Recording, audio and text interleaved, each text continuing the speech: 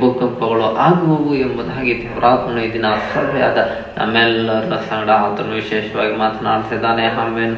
ಕಮ್ಮಚಟ್ಕ ಎಂಬ ದ್ವೀಪ ಇದೆ. ಆ ಪ್ರದೇಶದಲ್ಲಿ ಭೂಕಂಪ ಸಮುದ್ರದ ಆಳದಲ್ಲಿ, ಪೆಸಿಫಿಕ್ ಸಾಗರದಲ್ಲಿ ಸಮುದ್ರದ ಆಳದಲ್ಲಿ ನಡೆದಿದೆ. ಆ ಭೂಕಂಪದ ತೀವ್ರತೆ ಎಷ್ಟಿದೆ ಅಂದ್ರೆ ಸುಮಾರು 8.8 ತೀವ್ರತೆ ಉಳ್ಳಂತ ಅತಿ ದೊಡ್ಡ ಭೂಕಂಪ. ಈ ಭೂಕಂಪ ಸೈಂಟಿಸ್ಟ್ಗಳು, ವಿಜ್ಞಾನಿಗಳು ಎಲ್ಲರೂ ಹೇಳ್ತಾ ಇದ್ದಾರೆ, ಈ ವರ್ಷಗಳಲ್ಲಿ ಅತ್ಯಂತ ದೊಡ್ಡ ಭೂಕಂಪ ಯಾವ್ದಾನ ಇದ್ರೆ ಅದು ಇದೇ ಭೂಕಂಪ. ಯಾಕಂದ್ರೆ ಇದುವರೆಗೂ 6.3, 6.45 ಇಷ್ಟೇ 6 ಮೇಲೆ ಬರ್ತೈತೆ ಹೊರತು 8.8 ಮೇಲೆ ಯಾವುದೇ ಭೂಕಂಪ ಈ ವರ್ಷದಲ್ಲಿ ಸಂಭವಿಸಲೇ ಇಲ್ಲ ಅಂತ ಹೇಳ್ತಾರೆ.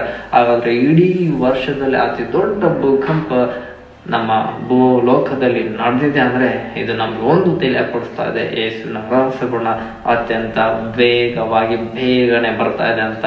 ಹಾಗಾದ್ರೆ ಭೂಕಂಪ ಅತ್ಯಂತ ಬೇಗನೆ ಬರ್ತಾ ಇದೆ ಅಂದ್ರೆ ಸಭೆಯಾದ ನಾನು ನೀವು ಅತ್ಯಂತ ವೇಗವಾಗಿ ರಹಸ್ಯಪೂರ್ಣಕ್ಕೆ ಸಿದ್ಧರಾಗಿರ್ಬೇಕು.